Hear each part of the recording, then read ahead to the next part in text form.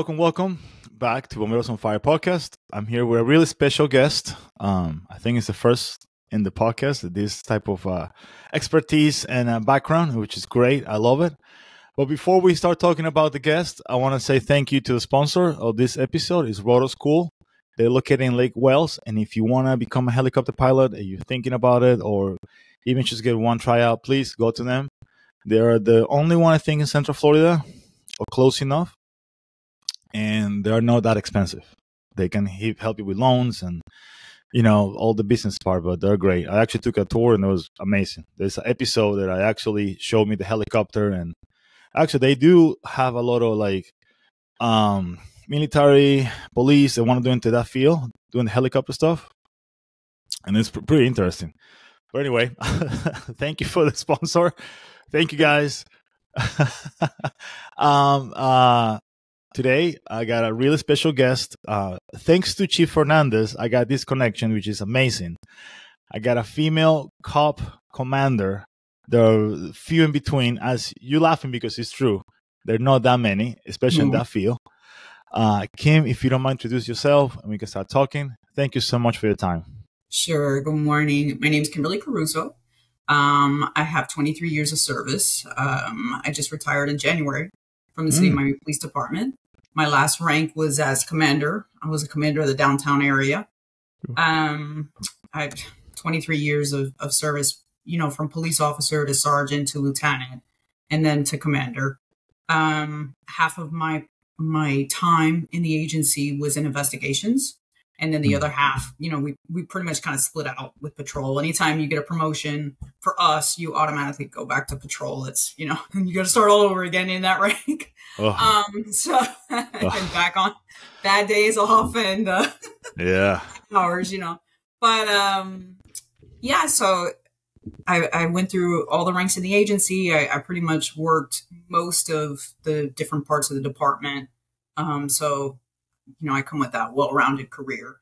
Now with working with Chief Fernandez, with the assessment center stuff has been really a great experience as the next part of my life and continuing to teach. No, it's awesome. And it's awesome that you guys are doing that. I told Chief when I talked to him, what you guys are doing is putting the seed for the future of any department or agency. And I told him you should go I call that audiobook.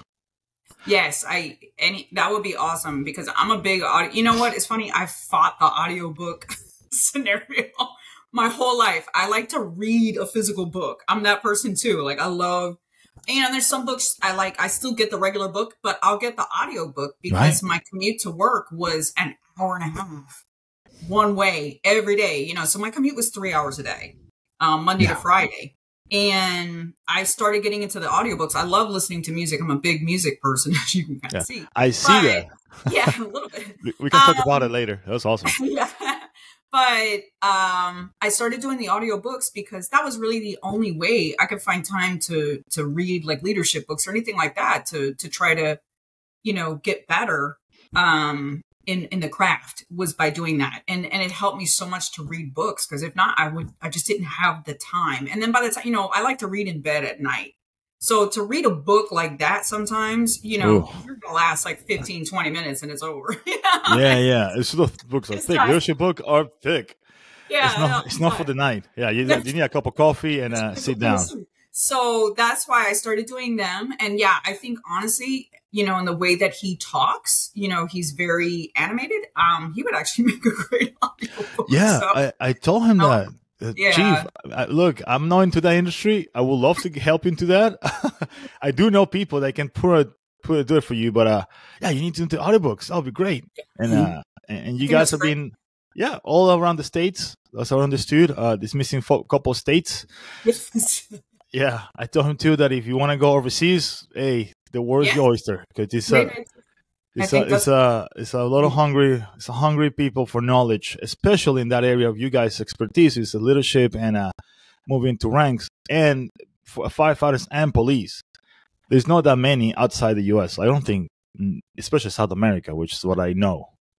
Which you guys will be great, but it'll be a conversation. Hopefully you got it with Chief Fernandez and hopefully this podcast stimulated. Hey, you know what? I need to give it a try. Why not? Mhm. maybe. But before we, talk about mental health, what make you become a cop? I always get that question. I bet. No, yeah, I have to. That's one of the I have to do. First question, my cadets, look at me like, oh. And then the second question that I get, which the first time I heard it, I was like, what? was have I ever shot someone? I'm like, what? Okay. Wow. So you know what? Stop it. You gotta stop watching TV. So stop watching the fiction shows. Yeah. But honestly, you know what? I had a real passion for reading as a kid. Mm-hmm. So I started reading, at one point very young, Sherlock Holmes. So I love Sherlock Holmes. And I found this deep love of trying to understand people, to solve mysteries, and to get to the bottom and understand why someone does the things that they do. So I started reading a lot of true crime very early on. A couple of FBI profilers wrote many books, dealing with serial killers, which as a kid, people must have been like, you walk in my house and I got serial books. But I had a passion for the why. That's what has always fascinated me and will fascinate me probably for the rest of my life, is why do people do the things that they do?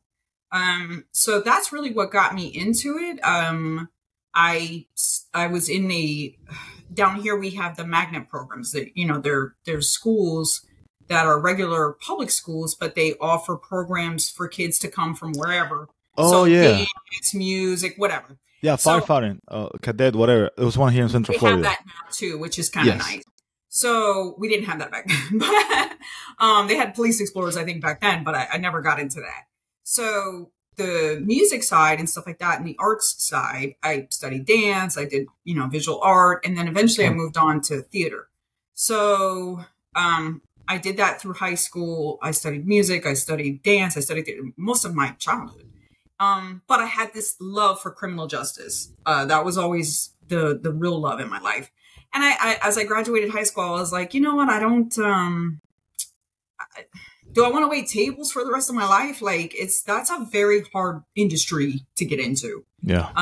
Cause there's so many people in that industry. And I was like, I saw people that were friends that were doing that. And I was like, man, that's not for me. But I had that calling. Everybody talks about in police work, it's a calling, same as fire. It's a calling that you have. And it came to me, we had in college, like basic college, you got to take like those basic courses, everybody got to take. So English, math, and all that. There was like 1,000 students in this class, Yeah. So the teacher asked us, what is it that you want to do for the rest of your life, that would really make you happy? And it was like, I know like Chief Freddy talks about like he's very religious and to some degree I am as well. But it was literally just a thought planted in my head, like I want to be able to help people. And I want to be able to help people in my community. My dream was to go to the FBI, but I also felt I wasn't going to have that same connection with the community if I went federal. You know what I mean? True. Yeah, and I didn't want to travel either. That was never really my thing. I wanted to have a family. I wanted to be normal, but that was my dream. So I decided to become a police officer. I am an only child. So, and I was raised by a single mother. So imagine now. Oh, wow. Being a girl in this field, my mom was very much dead set against it from the beginning. And rightfully so, because I probably would be the same way with my kids. And she told me flat out, like, finish your college education, because she paid for it. We had the prepaid program. Yeah. So it was paid for. And she goes, listen, finish that. And then you can do whatever you want. I don't care. But you need to have a college degree. That's smart. And that's what I did. So I got my 4-year degree with criminal justice. And then my last 6 months, I started applying. And ultimately got picked up by my agency. So, and there I went. And there I stayed all these years. So wow, 20 years and some change. Now you are, now you out. And some people cannot say I retire from the police or fire for multiple reasons. It could be for health issues or problems, or even dead on the job for whatever. Especially you guys. You guys, to me, you guys are our heroes because you guys are a massive target. Yeah. no matter where. I always say, actually, it happened to me one time in a call. I went to a house, domestic violence, but the family member said, I don't want the cop, I want you. So I'm Mm-hmm. behind the cop. It's like, bro, I don't feel comfortable. But it's like that thing though. They don't like the police. The people don't like police. The law firemen. But you guys Yeah, have to win that every time you got to a it's a call. difficult. We do like you guys. People are happy to see you for the most part. You Yes, know what I mean? yes. Like they're not unhappy to see you. When they see us, Oh, 99% of the time, they're not happy to see us. You know what I mean? So no, at all. it's I seen just, it. It you is what know, it is. I seen it. it is what it is, but you do your best to try to bridge the gap. To try to make the experience as good as you can. Even in a really bad situation, you always try to make bridge the gap. Like I said, it's a hard one. Some people you're never going to change their hatred towards us. It is what it is. Yeah. But there's a lot of work that we can do to fix that. And it's a lot of humanizing who we are. You see that a lot with social media. A lot of agencies now, which is smart, Yeah. have harnessed that ability with social media to show the good side, because those aren't the stories that the news carry. No, no, at News all. is, the No. news is the news. They got to make a buck. But the good stories, the things that people don't see every day, that's really, really important to put that out there. Yeah, because people doesn't see it. Like they don't see when a cop stop in the middle of traffic to help somebody to change a tire, and I seen it. Yeah, of course. And I seen it, or play basketball, play with kids on the streets and on uniform. That's part of who we are as a public service providers, regardless. This is a calling. You have to want to help people. At the end of the day, if you're not here to help people, and that's on both sides, Yeah, police and fire, then you have no business being in the job. You know what I mean? This is not a come to work, get a paycheck, and go home. This has to be a calling, because if you don't want to help somebody, then you just have no business being here. And it's the same for you. It's you have to want to help people. It's not about the money. yeah, So, yeah, it's true. And it's not about the money, because not everybody No. pays the same, and you No. know that. No. But we still do it. We still go to the calls. We still go to the shootings. You go to the fires. I mean, and we do it with a big smile, and hopefully come back alive from that. Yes. I mean, even at the height of things being pretty rough, 4 years ago, with COVID and with the Floyd issues and all that stuff, you still have to go out there and do your job. Like no matter what is happening, you still got to go out there. We still have calls for service. It's the same like you. We still got to go. Like the phone doesn't stop. The calls continue to come in. People still need us. So you have to put aside whatever is in the media, all the trashing and social media, whatever. You have to put all that aside and go to work and forget about that. Drop the noise and go to work. And we have a service we have to do. We're here to help people, regardless of anything. It doesn't matter whether they hate us or they love us. We have a job to do. Yeah. And that's it. And it's true. I've been working now. We're doing a lot of TCC training where I work, and the safe training. Yeah. And I told the guys who protected me basically to pick up a patient, like, you guys, I'll give you props to you guys. I'm 6'3" and 250, and I got a cop in front of me who's like 150, and like, bro, I give it to you, man. You're my hero. Yeah. So you guys safe, man. We have to make sure you guys can get to where you need to go to at the end of the day. Especially in that type of scenario, you need to get to patients. And we need to get you there safely to get, patients in and out, whoever it is, and that's really the goal, no matter what, it's to stop the bleeding, to stop the dying. And we have to do that no matter what. No. And I'm glad you have you guys working with us combined. It's a big family, different uniforms, but at the end it's the same. The goal is the same, but it's just different uniforms and training, and we don't eat donuts. No, well, we do barbecue. We do burgers. If it's Krispy Kreme, maybe. Yes. Think about it. That's true. Actually, down here in South Florida, they're actually pretty health conscious. No, here in Central Florida. No, here, like, I would bring coffee and donuts for, like, New Year's Eve or something, when I would come for roll call and the guys wouldn't touch the donuts. Wow. Right? Like if I made cookies, they were in. But if I brought donuts, if it's homemade, they would eat it. And then they would eat it like sparsely. But they would all be like, oh no, I'm on my diet. And you're like, oh Lord, you're that person. You one of those, bro. Protein. That's today's generation. It is true. That won't happen in fire service. We all eat. We don't eat. Yeah, you guys don't eat. You should, but you don't. We don't. Wow. It's terrible. Yeah, it is terrible. And what makes you like promote? What's the thing that, you know what, you are a cop already, you're doing the job, you're helping people, but what makes you say, you know what, I want to promote and become a lieutenant and sergeant and all that? What ticked that on you? For me, I didn't promote till I had been on the job 10 years. Actually 9. So I think for me in the beginning, I could have taken the test early because I had the degree. So if you have the degree, they let you take it a little bit earlier, which I'm kind of not for. But, I think really you need to be doing the job at least a good 5 years before you even start to promote, because I don't, it's like the blind leading the blind. Like that doesn't work either. Yep. But I decided in time, I was like, okay, I'm ready to start to move forward. I feel confident. I've done a lot of stuff as a police officer. I feel confident that I can now move on as a supervisor and contribute to that. Like, I have enough knowledge that I'm able to start to move on. So I felt that at about like 7 years, I started to feel that way. We had a couple of tests. When I was initially almost eligible, I was like short by like a month, which was good. I'm glad I couldn't take it then. And then the next time came up, I had just moved to investigations, which had been my dream, was to go to investigation. So the last thing I wanted to do was to be like, oh, I just got here and I gotta go. You know what I mean? Like I didn't want that. Yeah, you want to go back to patrol. No. Yeah. So I had worked so hard to get to investigations.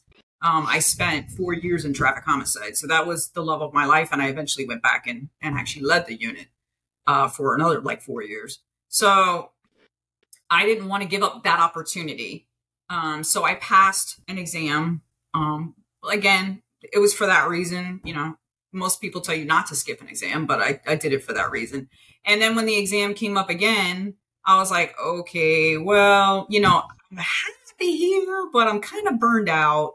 And I'm ready to move on, and I was like, man, I don't want somebody else to get promoted who has less time than me, who's a moron, like, honestly, that was my motivation. No, that's true. You're 100% true, because we had that on everywhere. Like, I'm promoting not because I want to, it's because I don't want the idiot who doesn't know anything be my boss and tell me what to do. That was my big motivation, outside of the future, Yes. But, that's an obvious, but like, I was like, I don't want this clown to get it. Yeah, it's true. So I went to Chief Reddy. It was hard. He would tell you, I had a rough time with it. I'm not going to lie. I had a really hard time. That the hardest transition is from police officer to sergeant. And maybe, I don't know with you guys, if it's like from one rank, the initial rank, sometimes it's the biggest jump. After that, it's a lot simpler. So I had a hard time with it, but I studied, I put the time in, and I scored number 2 actually on that exam. So but they froze our list. We had a freeze. So literally the exam came out. And so you would think like, whoa, the first, group of us would get promoted. Nope. They didn't promote for another year. So that's like, and in my unit, they're like, oh, well, you're going to be leaving sometime. So, so it's like this transition. Yeah. I seen that. Then it was like, don't let the door hit you, on your way out, kind of thing at that point. So then I went back to patrol and moved on. And then they didn't give a lieutenant's exam for like 9 years, some crazy amount of time. So when I was finally able to take it, which was, I want to say 2015, I was like, I gotta go. Like, and now there's a lot of people taking it. So now it's even more pressure.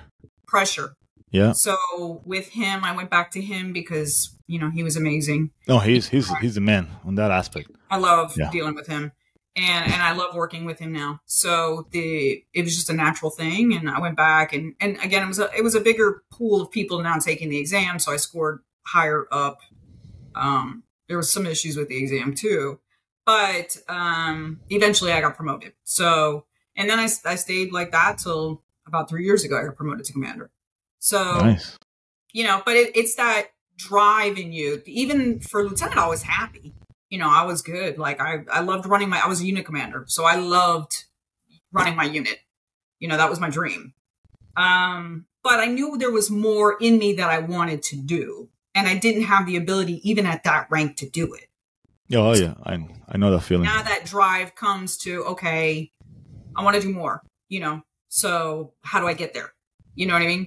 Yeah. And then just the opportunity came and I was able to go forward, you know? Yeah. But that's really it. I mean, it has to be a drive in you to want to make change, to want to be, you know, effective within the agency, like places where the morale is terrible, you know? I tell guys all the time, listen, you know what? You make this place what you want it. You know, you can sit around and cry and complain and say, oh my God, this place sucks. Okay, but what are you doing about it? If you're not doing anything positive about it, then shut up. You know what I mean? Like, stand up, go take the test, you know, go be responsible for your area. Make this what you want. If you want it to be better, then you be better. You make this place better. You make everybody around you within your sphere better. Yeah. Yeah. And it starts with one person. It's yourself. Yeah. You can't rely on a chief or somebody that's at the top to do everything. You can't. It starts from down here too. So it has to be everybody. And if you don't have that, then there's no positive direction.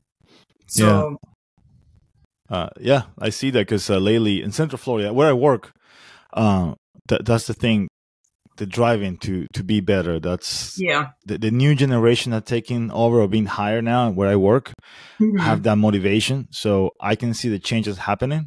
That's good. The changes are not fast. I noticed that in the fire service. I don't know how the police, but it takes years to make any type of change. It's culture, and the old guys don't want to change. The old guys don't want to change the way they do stuff. The new guys want to change it, and then management that's like, I don't know, I don't care. You guys fight for it. It is just, I guess the cop is the same way for you guys. Yeah. I mean, when I started, you know, back then, so 2001 is when I started. We still had a lot of guys. You had a couple that were still from the 70s that started in the 70s. Very few, but there was still some.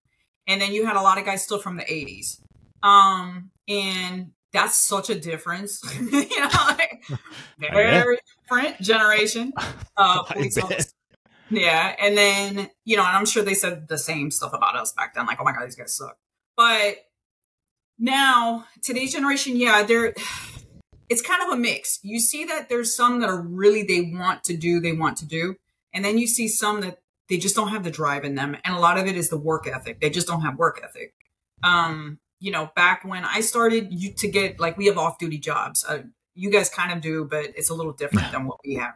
So we have a lot of off-duty jobs. There used to be a lottery for that. You had to go in the office where they had it at and sign up on a paper. Or put your name in a little envelope and pray that they picked your name, you know, to work a job. Yeah, the overtime nights, the sweet overtime concerts. Yeah. Nobody wants to work. I'm like, what? It's true. It's overtime. Yeah. For like pennies. Like, we made probably half as much money back then. And you would fight for that money. And now these guys, it's like they're getting paid even more. Dude, probably less. Yeah, because the special events, you guys, I mean, just walk around, patrol maybe, and we do less. We do less. We should stay down with a first aid bag and it's just in a corner and wait for something to happen. Other than that, it's just chill. That's the easiest overtime you can get. I know, people fight.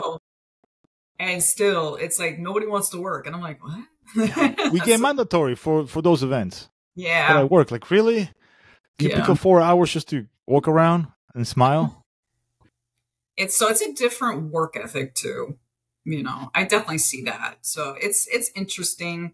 I mean, I teach the academy here where I live now, and I've seen just like such a hodgepodge of people going through the academy now. It's kind of interesting. Like I got used to just seeing like a really young group, you know, like that 19, 20, 21. Ooh, they're hungry. Kids. They watch too many movies. Because they're kids. Yeah, they're kids. They're kids. I don't see as much now. I actually see more of like the 30s and 40s. Now they're coming Really? into their second career, where this is the career they always wanted. So it's kind of interesting to see that mix now. Yeah. Why is that? And it's nice. It's nice. I guess that it's just, a lot of it is, it was a dream that they had, that they always wanted to do. And they had the opportunity to do it now. Whereas maybe they had kids early on, they couldn't do it. It was financially, it wasn't a good idea back then. Whatever. I mean, it's very interesting when I talk to them to see the dynamics of where they come from. So it's not a lot of that young kid anymore. I mean, that's still there, but you see older, which is good. It's good. I mean, my academy class, it was mainly people like, mid, late 20s, 30s in it. You didn't have, like, the youngest might have been 22, 21. Okay. And then the oldest was in their 40s. So, oh, wow.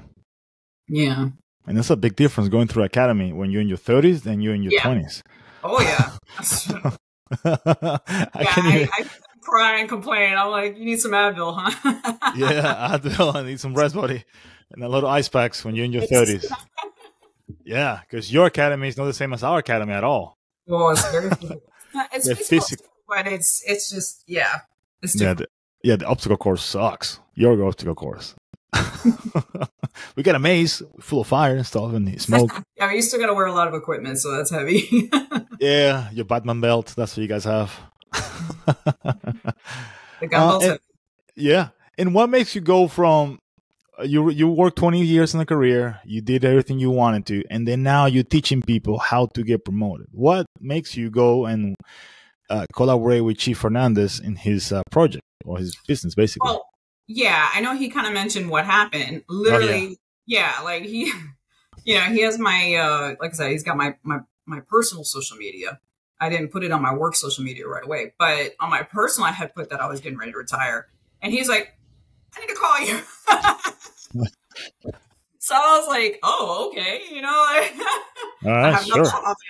So we just started. I was actually had taken a vacation to Vero Beach, and I was with my daughters, and I was like, okay, well, let's talk. So I'm literally sitting at the pool while the kids are playing, and I was like, you know what, I never thought about this side of it, but you know what? Yeah. And it honestly has been like a really natural fit.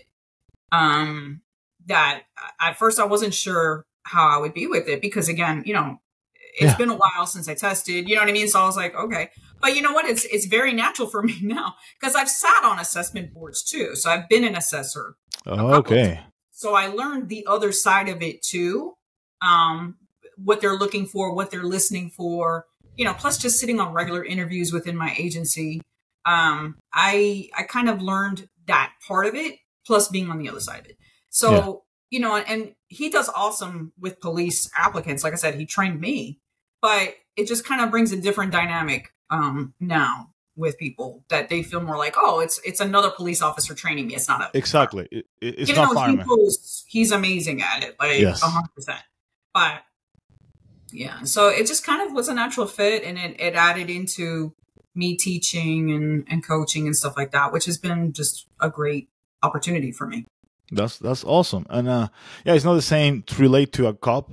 Like if you're teaching me how to get promoted, I probably will succeed and learn, but it's not the same because your background is police. But if I go with Chief Fernandez, he's a firefighter, so he understands where I'm coming from, the job. So I can see that, make totally sense that have somebody specific for police and fire. That is awesome. And for those who are trying to promote in the police department, what the agencies in general looking for to promote somebody? What are the things that you guys look in a candidate? Hey, I want to be a sergeant. Well, it's a testing process. So it's really not necessarily agency, like the agency itself, unless the agency is doing its own internal testing. That's a little different, but most of them contract out, right? Yes. So they use a company and they kind of go based off of what the dynamics of the company are. They give them their input and then they go from there. I always tell people you need to know all your policies and procedures. That's obviously number one. But the assessors don't know your policies and procedures. Most police work and same as fire. We all basically have the same policies and procedure. Wherever you go, no matter where it's at, we may call it a different name, but it's basically the same stuff. So that's really not a big difference, so you don't have to be like, oh, per policy number, blah, blah, blah. Nobody is going to know if you know that. Yeah, but nobody cares. But you just got to go. My biggest thing is command. Like a lot of times I'll train and I'm like, you got to go in there and take command. Don't be wishy-washy. Go in there and take command. I'm not saying be a jerk about it, but you got to show that you know what you're doing. And if you show that you know what you're doing, the assessors pick up on that. When you're wishy-washy and you're all over the place, that's where they pick up that you're not maybe ready, so you're going to score lower because you're just not there. You're not hitting those dimensions. And really, it is a lot of just that command presence. And that goes a long, long way, and then knowing your policy and procedure, knowing what you're supposed to do. Taking ownership, dealing with the situations that deal with like subordinate counseling, owning those things. Like when I train in the same way he trains is I'm not here to train you how to pass the assessment center. I'm here to train you to be a good supervisor because you can't fake that. Yes. You cannot fake that. Listen, you can come in there with a prepared speech all day. It means nothing. People that I saw that came with prepared speeches that became supervisors, they're not effective supervisors because they cannot think on the fly. Yeah. You need somebody who is able to think on the fly, and it comes across much more natural if you're yourself and you're in the position, you're accepting the role. You understand? So it's such a big difference. And that's why I always train them like, just, you got to be yourself and you need to think for yourself, you can read 8 million books, but those 8 million books aren't coming out of your mouth. You know what I mean? Like that's great, but it's who you are in here. That's what comes across. Showing that heart, being real, being a real supervisor, that comes across so much better in assessment center situations than somebody who tries to fake it. Yeah, I can see that. Yeah, I can see that because people are book smart. You can, like I say, you can pass a test with no problem. People are really smart with tests. Is actually doing the job. 100%. And you see a difference. If you only have a written test, you're only catering to people who can study a book. You know what I mean? Like at the end of the day, some people are terrible test takers. Like that's just, oh yes. I got guys that I worked with that were supervisors in the military. They're just terrible test takers and they never could pass the sergeant's exam, and they would have been great supervisors. It's just that they couldn't get past the written exam. So you can't make that your only component. You need to look at other factors. And the oral board tries to capture those things as best as they can. Outside of having an interview process, that's really the only way. And even then, people can just memorize things and say what people want to hear. Yes. But there is a huge difference in, like I said, I see it, the book smart person and the person who's just a natural leader. Okay. Yeah. Especially you have that eye because you've been trained for that for so long already. Doing interviews and assessments there. And you can hear it. Like you hear it and you can see it. It's especially if you have the person right in front of you, you can see it. You can tell. Yeah. Mm-hmm. That's impressive. Do you guys have, because when we do like any type of promoting, especially for lieutenant, like a simulation room with scenarios and 3Ds, and you can, play with it's like a video game. That's what I've seen it a couple times. Do you guys use that? Not within the police department. We have, so not necessarily for like supervisor stuff. We have for like, role play for the officer responding to a call for service or something like that, dealing with threat assessment and stuff like that. Yes, they have that. But for like supervisor stuff, not really. So that's a tough one to simulate because, dealing with people is hard. Like assessment, that's the only thing I always tell people, listen, I get it. There's the real world of how we would handle something because you've got time. If I'm going to have a subordinate counseling, it's not going to be for 10 minutes. You know what I mean? Yeah. You need more. Real. It's not real. But, yeah. That's just for we're hours. going to be there for a hot minute, but Yeah. That's what sucks about them. There's a time constraint, right? That's not a reality. So you're kind of working in a very small reality, but you got to do your best that you can in that small reality time to get across who you are, and be a real person. I know, like with Chief Freddie talked about, like with subordinate counseling, you got to be relatable. That's You true. can't be, better than you. You can't be judgmental. You can't be none of that. Like, I tell the guys all the time, people that I train, I go, listen, if you had a divorce, if you had, a sick kid, a sick parent, whatever money issues, whatever you ever experienced as a person, and that person is going through that, relate with them. Relate with them. You're not better than them, and you're showing them you're not better than them. That you're just the same, and you were able to get through it, and they're going to be able to get through it too. But if you don't do that, like what do you relate? Yeah. You should some little admin person, HR person that have no, right. And you just blow it off like, whatever, man. Just give me a paper. I'm out the office. Exactly. You don't fixing the problem. You lose them. Yeah, you don't fixing the problem. That's true. You have to just be. We had a real big push over the last, and there's been a very large push in law enforcement over the last couple of years towards mental health, wellness. Yeah. Which I'm happy about, but we still got a long way to go. But even within our department, our chief would be the first one to say, hey, I'm gone, but the thing was, it was only him saying it, So I'm like, so I went to roll call and I'm like, well, I'm gone. Like, I still know, like, it's not a big deal. Like, yeah. I don't care. Just if you need to go there, they're awesome. If you prefer peer support, if you want the chaplain, you want me, I don't care. I just need you to talk, know, but don't be scared to go because, this one over here is telling you, don't do that. I'm like, shut up, no, don't listen to that person. That's the person who's going to get you in trouble. No, go. Don't be scared. Go. That's why we have the services. They pay for it. That's true too. They pay for it. They pay for it. Do you guys in the police, because in the fire now we had the peer support team and we all know about it. Actually, I'm in the peer support team where I work now. Do you guys have peer support team? Yes. By the peers? Yes. Okay. Have I don't know how big our team is, honestly, but it's something that came to fruition over the last couple of years too. There's actually now a countywide one, which is great. So, I hope people are using it if they feel more comfortable using that versus going to see a therapist. Whatever works, that's all that matters is just to get somebody to talk, because that's you lose them if they don't talk. Yeah. And they spiral. That's it. It's just once they start that OODA loop in their head of, this is bad, this is this, I'm embarrassed, I'm whatever, fill in the blank. They can't get themselves out of it. Yeah.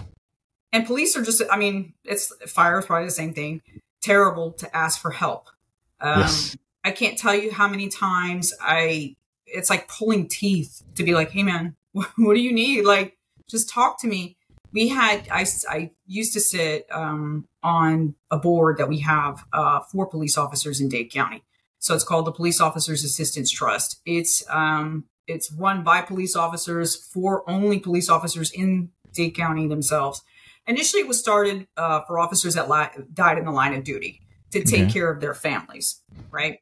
But thankfully, and I'm going to knock on my fake wood desk here, we don't have a large amount of that, thankfully, right? Yeah. So they expanded those services to include if, an officer loses a family member,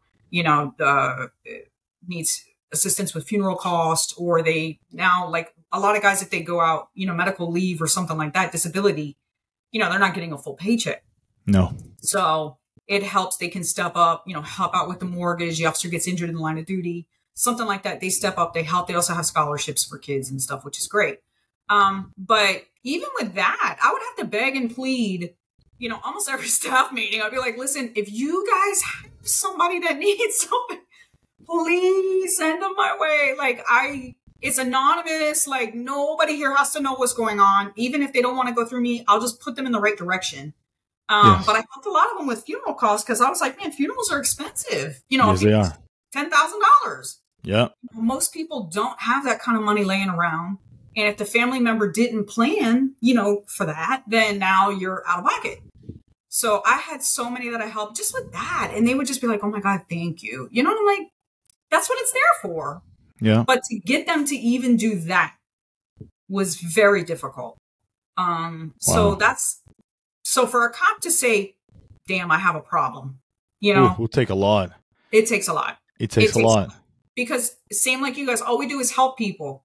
Yeah. And now you don't want to be the one to ask for help because that's not what we're about, you know? Yeah. So it's hard. It is hard. Real difficult. Yeah, it's true though. I have one time I got a call, you know, ETOH person. I got the cops all over the guy. The guy's full of blood. And I see the cops without gloves touching the patient.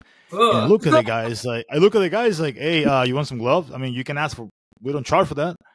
And the guy sort of smiled like, no, bro, here you go. So I give him a whole box. Yeah. Take it, put it in your car. Because it is true. It's hard to ask for help for us. Firefighters and police is horrible. Listen, I have seen many things in my career. Oh, I bet. Terrible, terrible. Even when I talk about it with the cadets, I have to watch it because I'm like, ooh, you know, I'm coming across like a little cold when I talk about this because it's. Is it true? It's normal for me, but they're not used to that. And I'm like, okay, I need to remind myself, slow down when I talk about certain things. But we are just exposed to so many terrible things. I had my first daughter 10 years ago. So, and I had kids late in life. So, yeah, you got the fun of changing diapers in your. Yeah, which is good and bad now. Yes. So my oldest is 10. So when I had her, like I said, I had worked traffic homicide for 4 years. I had worked regular homicide for almost 2. Oh. And then I had just moved to internal affairs when I had her. And I swear to you, when we brought her home, I remember I was just sitting on our patio, you know, outside with her. And I looked at her face. And when I tell you, every next of kin notification I had done, and I had done a lot, probably over 100 by then, hit me at the same time. And I just started weeping. And I was like, I never cried in any of them. I can maybe one, that's it. Because I compartmentalized. Yeah. And that's what we do. As cops, we see something terrible, and same like you guys. You see something terrible and you go, man, I got to work. I'm working. And then you just take that and you put it to the side and you don't deal with it. Yeah. And then you move on to the next call for service. There's no break for us. It's let's go. Check back into service. Next call. So you learn to just put that there and you don't deal with it. And now you got a bunch of bags in baggage claim you haven't dealt with. Waiting for you. God. So it came and got me with her. And I was like, oh, and when I tell you, I couldn't watch the news for like months because I would literally start crying. And again, it's hormonal too from having her, but still, I was like, what the hell is wrong with me? And I could not do them again after that. Like I said, I went back to the unit as the commander. So, I'm not doing the daily stuff like that anymore. And we had one that it was my senior detective, was training the new kid. Yeah. We went to the hospital. It was a young girl, probably about 21 years old. She was drunk. Her and her cousin got in an argument over the cell phone and all sorts of garbage at 6 o'clock in the morning. They were at a bar. She decided the cousin stepped in and took the phone away from her because she was trying to leave with a guy, strange guy they didn't know. So she was like, I'm not going to let you leave, but I'm going to take your phone. You're going home with me. They argued. She went outside and laid down on the roadway and told her, I'm not going to get off this road till you give me back my phone. And unfortunately, she was run over by a car that did not see her. And she died. Yeah. So we handle the scene. We go to the hospital like 2 hours later. I see my rookie detective, trying to talk to the mother. And there was, you just see she's not comprehending nothing he's saying. She's just saying, where's my daughter? I need to go see her right now. She needs me. And I'm like, what the hell's going on here? It's already been like 2 hours. So I go to the staff. I go, hey, the social worker. I'm like, did the doctor come talk to her yet? Like, what's going on? Does she not know? Like, what's happening? And she's like, no, we've told her. We have already walked her to the back. She knows her daughter's dead. I go, okay. She hasn't accepted quite yet. I go, okay. So my detective, he ain't getting nowhere with her. So I grab her and I'm like, this is a mom to mom thing. As it turns out, her daughter was her only child too. That's it. So imagine you just lost your world, you know? Yes. So I took her outside and I started crying with her when I gave her the news. And I was like, I had never had that happen to me. And my poor rookie detectives, they're watching me and I'm like, oh, great. I don't want him to see this. But at the same time, I can't help because I understand I have a daughter. She hasn't. This is it. So I grabbed her. I took her. I go, listen, let's go. You and me. Let's go see her one more time. Yeah. And say goodbye. So we did that together. And she finally started to accept, and she was okay. And we actually saw her about 6 weeks later. And she didn't even remember talking. That's how out of it they are when you're dealing with them. But once that happened to me, I go, I can't do this again. I cannot do another notification. I can't. It's not in me anymore. Yeah, it is hard. It is hard. But I guess you show that mom that you also human. That you're just a cop.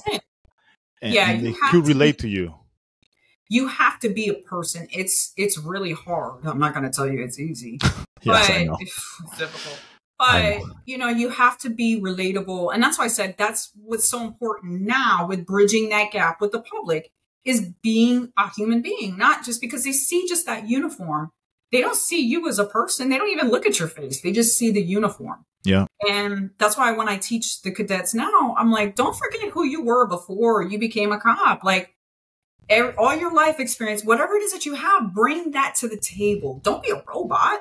Be a human. You know, talk to people. It goes so much further than not talking. There's certain incidents we don't have time to talk. You know, if we have an shoot or we have something that's active, I don't have time for a conversation. We'll have a conversation in 20 minutes, but we can't have it right now. Yeah. You know? That's a given. Yeah. It's not for me. 98% of the time, there's time. You know? Yes. It's the same for me in the field. We do also medical. I'm a paramedic too, so sometimes I got time to sit down and talk. Right. Sometimes you need to get out of the way because I need to do my job. Don't take it personal. I'm not being mean. It's just I need to do my job. Mm-hmm. I completely understand. And it's almost an hour. So see, when you have fun, time flies. Yes. And that's awesome. So what do you say to a brand new person who wants to be a cop? Let's say he's watching this video, he's YouTube, and say, you know what? I'm watching a lot of movies, I'll stop a lot of Rambo stuff, a lot of the SWAT TV shows on A&E. Cops, I watch a lot of Cops, the TV show from the 80s, 90s, and 2000s. What do you say to that person? Is, I want to be a cop. It's got to be it's a calling. It's within us. You know what I mean? Like it calls you. So if it calls you, then go for it. You know what I mean? And don't take no, if it's hard, because it's not easy to become a cop, No. It was not an easy path for me. I think if it's an easy path for somebody, they don't have an appreciation for the job. Right.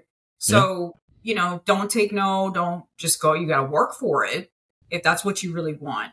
And then continue to work every day, and to do better every single day. And to really, make that connection with the public and not forget that's what you came into the job for. The same passion and level that I have now, I had as a young officer. That hasn't changed in me. You know what I mean? Whereas you get some people that get towards the end of their career and they're like, they hate people. You know what I mean? I'm not, I know. I'm not bitter like that. I mean, I could be, but I'm not. So I think it's just finding that calling, doing it because, again, it's not about the pay. and just getting out there. It's funny, I wrote this down because I said, it's funny, we're having this thing today. They had the Hard Knocks is doing on I guess HBO or Max or whatever. They're doing the New York Giants for their 100th season. So they're doing the off season. I'm a Giants fan. So the first episode came on last night. So they show their locker room and like their training area. Yeah. And they have a saying on the wall, and I wrote it down because I was like, that's it right there. And it says trail. And I was like, what does that stand for? Trust, respect, accountability, integrity, and loyalty. And that is the basis of being a good police officer right there, is just that. Putting your heart out every day. Like I tell the kids all the time, I'm like, you wear your heart on your sleeve. Don't lose that. Don't lose that person who is out there and gives. Even you're going to be disappointed. There's plenty of times I've been disappointed 100% in people, and it is what it is. But like a chief told me a while ago when we sat down and talked about these types of stuff, was like, don't, it's easy to get dissuaded. It's easy to harden your heart. It's easy to put your walls up higher because you don't want to get hurt by people, but you can't do that because you lose a connection. And it's tough. It's a struggle, but that's what makes a good police officer, is this here, is this true, is being true to yourself, and bringing that to the table. Nice. That was actually really good advice. I like that. I might use it too. Put it somewhere on the website or social media. I might use it. It's actually nice. And another question: what do you say to somebody who's about to retire from the police? Yes, because you did already. Yeah, it's funny. A lot of the guys I work with call me and they're like, "Hey, like how?" Because they're scared. Yeah, because you don't know that job for 20 years. Yeah, it's scary because it's all you know. Like, especially if that's your adult life. Yeah. You got to prepare for it mentally. Outside of financially preparing for it, you need to mentally prepare for it. I know initially I was like, "Oh, I'm not a cop anymore." Like, how weird is that? Like, what? And I accepted that kind of fast, which was good. I think a lot of guys have a hard time with that. And then just finding whatever is next. A lot of it is finding yourself again.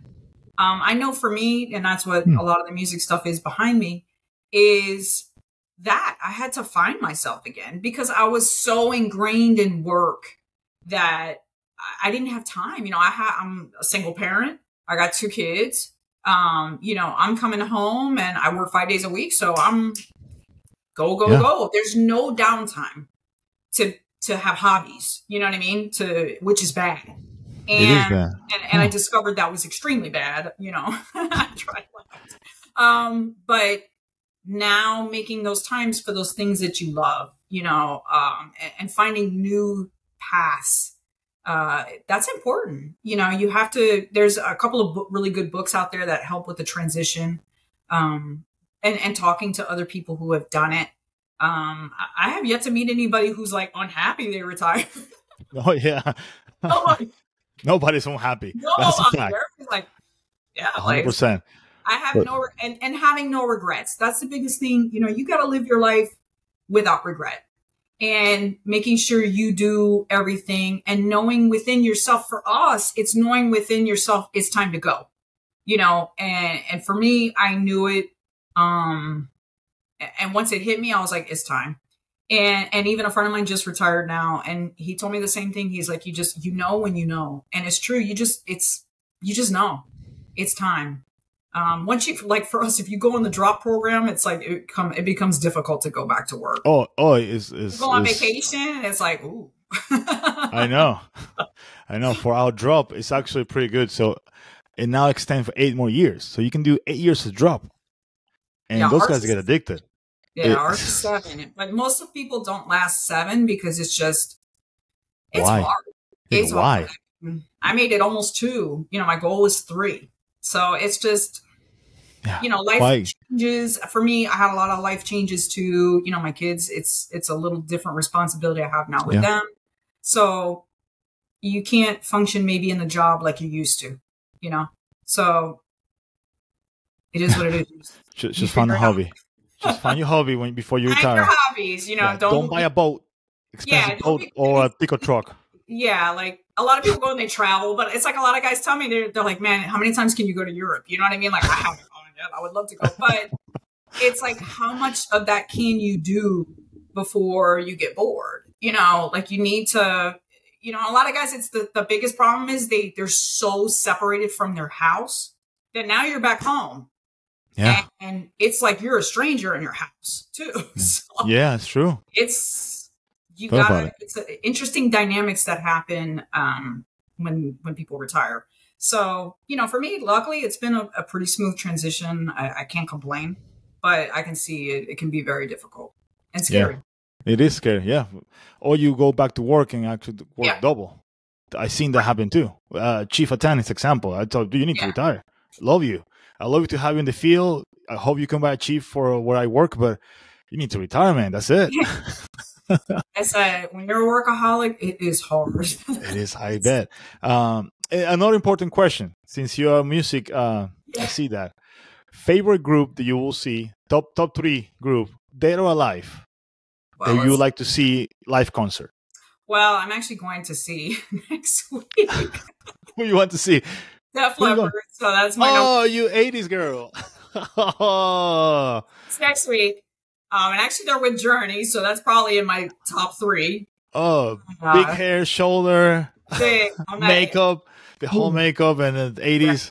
Oh my God, I see them twice coming up. I've seen a couple really amazing bands. I love that. I'm 80s, 90s, early 2000s rock. I love. That's a true passion of mine. Now, because I've got the time, I'm trying to learn guitar. It's very difficult at this age. I'm not going to lie. Really any age. It doesn't matter. Any age. Right. That shit is hard. It's tough. I was like, damn, I had no idea. But I have a true admiration for the guys that play. That I'm like, you see, they've been playing a long time and they're just amazing. And I'm like, that is a freaking talent. Like, I don't even. So I'm trying. You're getting your okay. So I'm trying to come back to some of my musical roots. But that's probably, I would love to see. Honestly, I would. Bon Jovi's changed, but I wouldn't mind seeing them. I love their old stuff. So. There are a bunch of gray hairs and white hairs in Bon Jovi now. Yeah, actually, I just watched last night the thing they just did on Nickelback. I love Nickelback. Yes. Which I'm like, wow.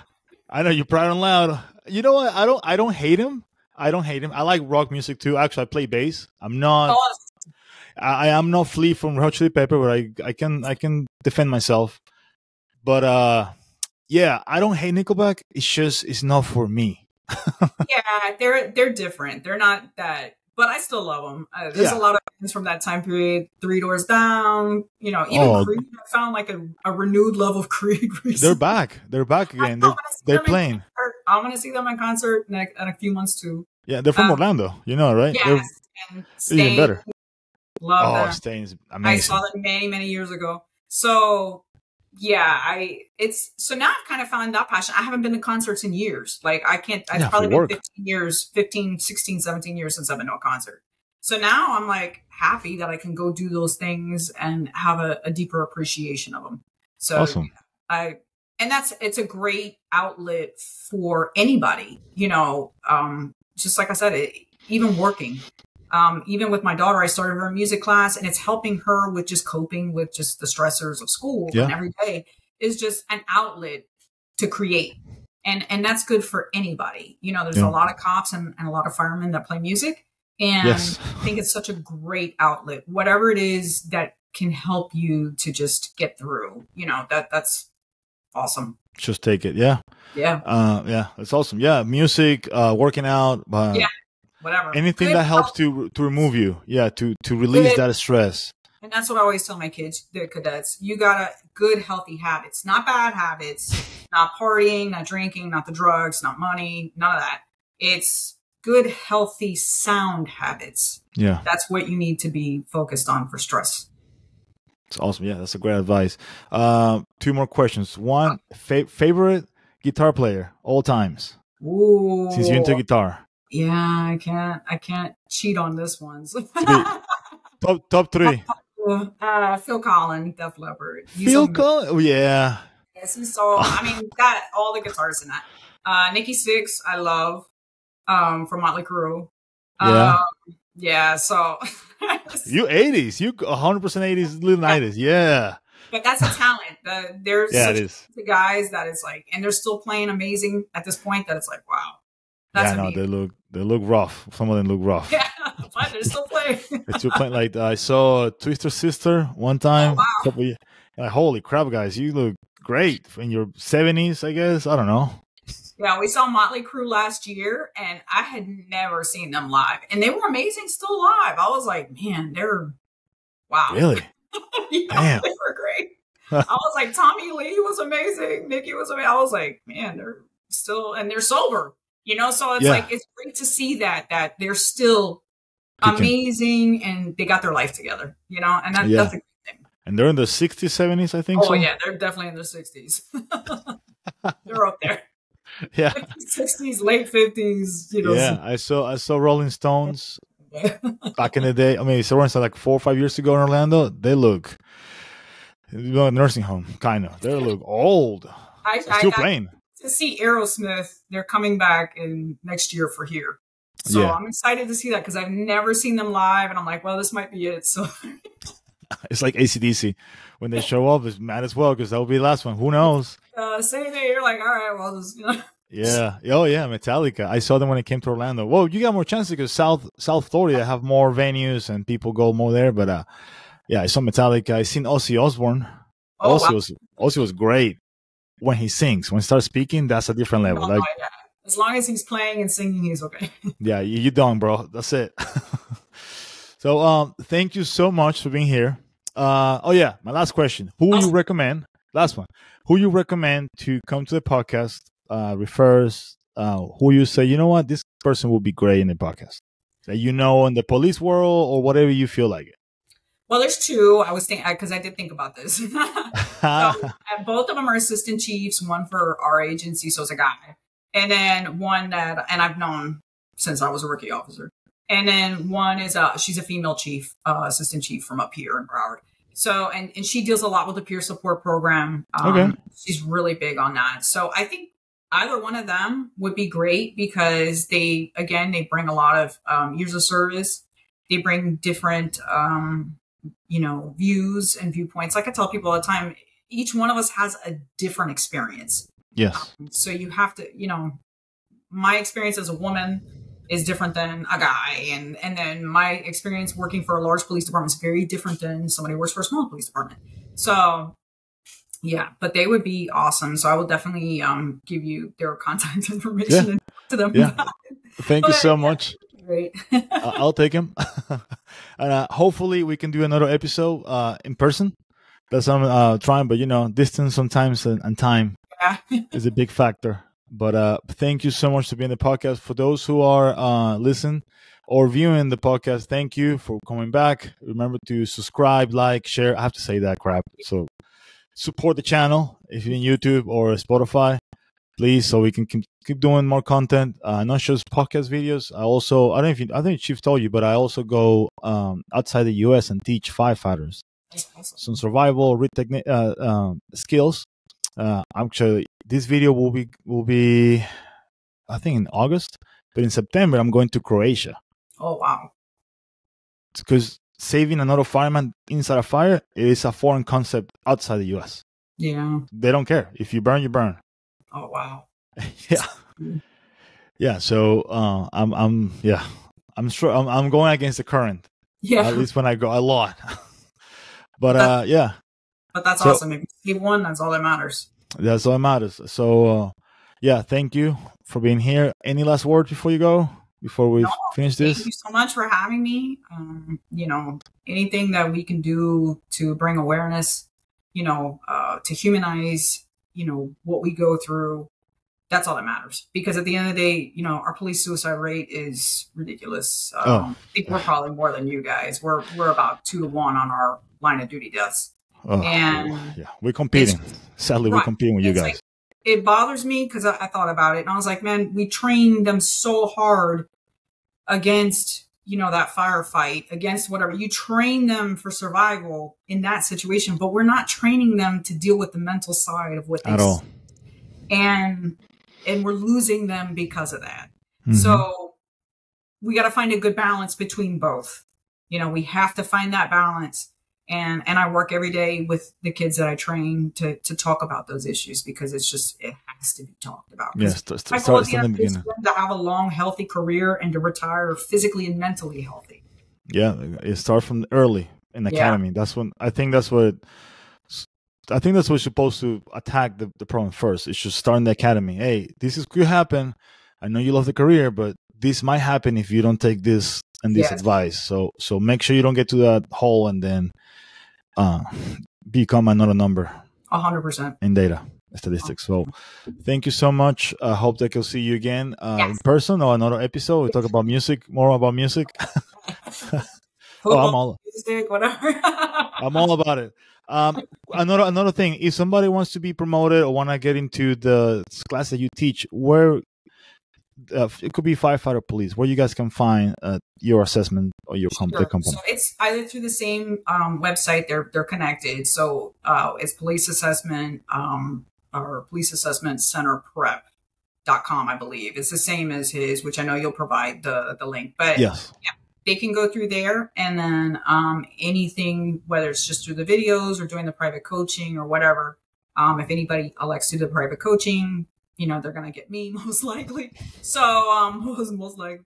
So anything like that we can assist with. I'm even just trying to get hired. We're trying to take that on as an aspect too, of just trying to help somebody if they have those interviews and stuff, just to help them to get more confident, to be able to go through interviews. So anything that we can assist with, we're there for. Yeah. And I'll put all the contact information, how to get to you guys, police or firemen, so they can hopefully have a healthy career or a healthy or easy, smooth transition from firefighter or police to supervisor, whatever name is called. There's different places, captain or whatever. It's just, we're all the same. It's the same shit. Yeah. Well, thank you so much for being here. See you guys in the next episode. Bye.